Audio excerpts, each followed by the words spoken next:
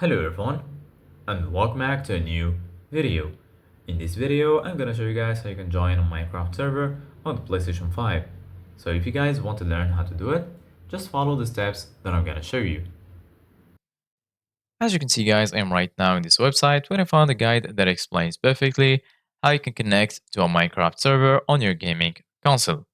So right here, connecting with a Switch, PS4, PS5 or Xbox to a Minecraft server.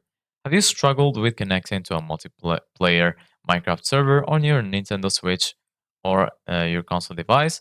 By default, this console do not display a way to add a server outside the featured server selection list, making it difficult to connect to a server. However, with just a few adjustments in your system's settings, you can do a Minecraft server with a console.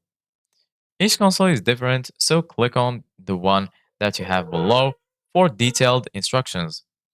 The first step is changing your console settings. Select your console from the drop-down menu below for instructions. So right now we're going to select PlayStation. From the PlayStation main menu, hit the settings icon to open the settings. Scroll down to the network tab and select the settings option. Select the setup internet connection option. Then press the option button on the PlayStation controller on the Wi-Fi network that the device is connected to. Scroll down to DNS settings and switch it to manual. Then set the primary DNS to this code and set the secondary DNS to this code. You can pause the video to copy the code, then select OK to save the settings, and you should now be able to connect to our servers. Step 2. Connecting to a Minecraft server. Open the Minecraft Bedrock edition and hit play. Scroll over the server tab in the top menu, then scroll down past the featured servers and hit add server. If there is no add server button at the bottom, select the server and hit the join server button. Once connected, choose the connect to a server option, then fill in the fields.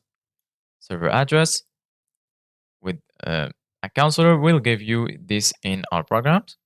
Server port, server name and display name, add to server list, and then hit save button to save the server.